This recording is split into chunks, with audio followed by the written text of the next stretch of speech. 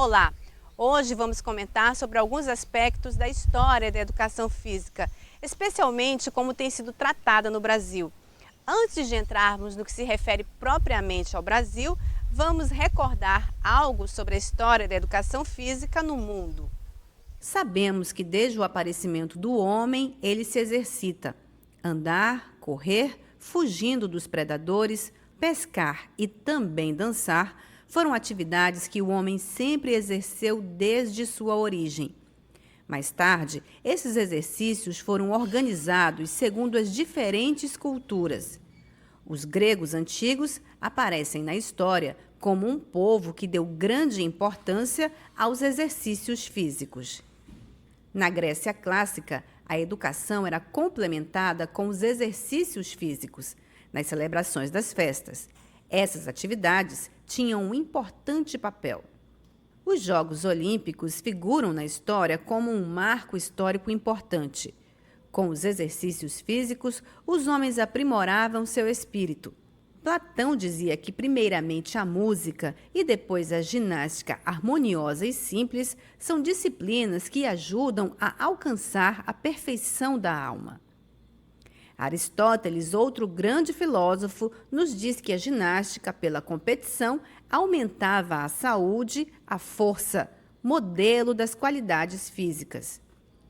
Enquanto em Esparta os exercícios físicos visavam a ordem militar para a guerra, em Atenas, diferentemente, os rapazes praticavam exercícios sob o conselho de sábios instrutores. Eles já atendiam à individualização do ensino das atividades esportivas e até hoje se praticam exercícios semelhantes aos praticados naquela época. Já havia o treino e o aquecimento no início das sessões. Os romanos, mesmo tendo copiado a cultura grega, desvirtuaram um pouco o sentido da educação física. Com a intenção de oferecer pão e circo, divertimento ao povo, apresentavam nos anfiteatros espetáculos que eram verdadeiras carnificinas.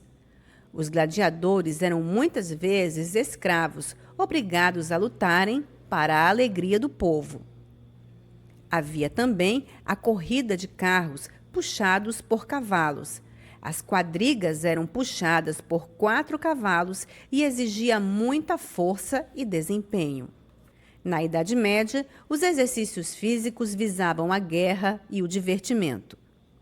É na modernidade que a visão da educação física começa a mudar. Erasmo de Roterdã, Calvino, Rousseau, Immanuel Kant, Pestalozzi foram pensadores que valorizaram os exercícios físicos como prática importante para a educação do sujeito. O Brasil começou a ser colonizado no início dos tempos modernos. Os índios, primeiros habitantes do Brasil, praticavam exercícios naturais. Corriam, lançavam, nadavam, usavam o arco e a flecha. Dançavam, jogavam peteca, lutavam segundo suas técnicas culturais. O negro nos deu, entre outras contribuições, como na dança, a capoeira. Eles descobriram o corpo como arma auxiliada pelo elemento surpresa. Com a contribuição das raízes africanas, a capoeira é uma luta e uma arte. Durante o Império, em 1851, a Lei nº 630, que teve o nome de Reforma Couto-Ferraz, passou a incluir a ginástica nos currículos escolares e, em 1882, foi imposta a obrigatoriedade da educação física nas escolas. Os objetivos da educação física eram os da promoção da saúde, preparação do indivíduo para o cumprimento do serviço militar, ou seja, hábitos higiênicos, morais e cívicos. Outra finalidade a ser atingida deveria ser o melhoramento da raça, pela eugenia. Ao fim do século XVIII, o espanhol Francisco Amorós y Ondeano influenciou o ensino da educação física.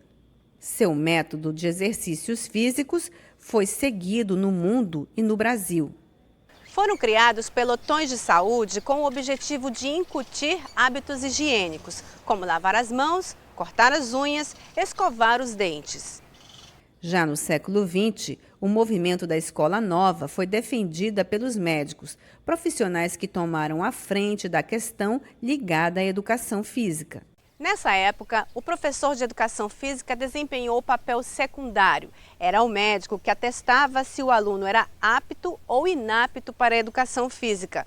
Vamos conhecer agora sobre o antigo papel do médico e o atual papel do professor de educação física. Vamos conhecer também sobre a educação física para as mulheres. Os médicos, historicamente, têm um papel importantíssimo na área da educação física, principalmente até metade do século XX. Houve um movimento chamado de higienista, em que, através de uma proposta de ordem biológica, incluía essa educação física como um dos fatores gerais para a melhoria dos aspectos gerais do ser humano, na saúde, na higiene pessoal, na higiene física. Nesse momento, também que não existiam, à época, faculdades de educação física, a primeira faculdade é de 1939, a primeira faculdade pública, que é a Universidade Nacional do Rio de Janeiro, hoje a Universidade Federal do Rio de Janeiro, os médicos, então, tinham um protagonismo. A partir da formação dos professores de educação física, com o aumento das faculdades de educação física, dos cursos de educação física, houve uma mudança, né, de paradigmas em que não só mais o fator biológico é que orienta a profissão de professor de educação física. Dessa maneira, os médicos passaram a ser colaboradores na busca por vários fatores, dentre os quais, claro, principalmente a saúde, a prevenção da saúde, a recuperação. Então, os médicos hoje, eles atuam como professor de educação física com uma equipe multidisciplinar. Isso para a formação dos cursos de bacharelado. Na licenciatura em educação física, o médico é aquele que vai ajudar na escola, do pré-escolar até a idade adulta, né, ali 17, 18 anos de idade. Então, os médicos hoje, junto com os professores de educação física, eles colaboram em equipes multidisciplinares. O esporte tem sido uma ferramenta fundamental na afirmação dos direitos das mulheres e na inclusão das mulheres na sociedade, né, em vários aspectos da sociedade. A partir dos Jogos Olímpicos da Era Moderna, que começa em 1896, no começo timidamente, mas de maneira depois, a partir também dos anos 50, de maneira muito expressiva, as mulheres vêm participando muito. Por exemplo, você tem uma ideia, em 1932, apenas uma mulher na América do Sul toda participou dos Jogos Olímpicos. Foi a Maria Lenk, uma nadadora brasileira que morreu nonagenária há pouco tempo atrás. Mas a partir disso, o sucesso das mulheres no esporte, principalmente no esporte de alto rendimento, tem atraído bastante as mulheres para a prática do esporte. Por exemplo, nos anos 50, nós tínhamos apenas a tenista Maria Esther Bueno. Hoje em dia, nós temos uma quantidade significativa de mulheres de expressão mundial. Você tem a Marta no futebol, a Marro Imagem no atletismo, as atletas da seleção feminina, campeã olímpica de voleibol. Então, o papel dessas mulheres está mais avançado, né, do que em outros lugares, em outras profissões. Na política, por exemplo, o papel das mulheres ainda é pequeno. Já o esporte tem possibilitado às mulheres uma participação expressiva, colaborando para que mais mulheres entrem em outros setores da atividade. Hoje, por exemplo, o esporte possibilita várias profissões, né, de fisioterapia, de medicina, de técnico esportivo, cargos ocupados por mulheres.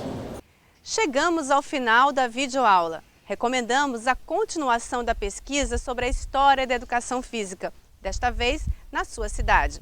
Até a próxima aula.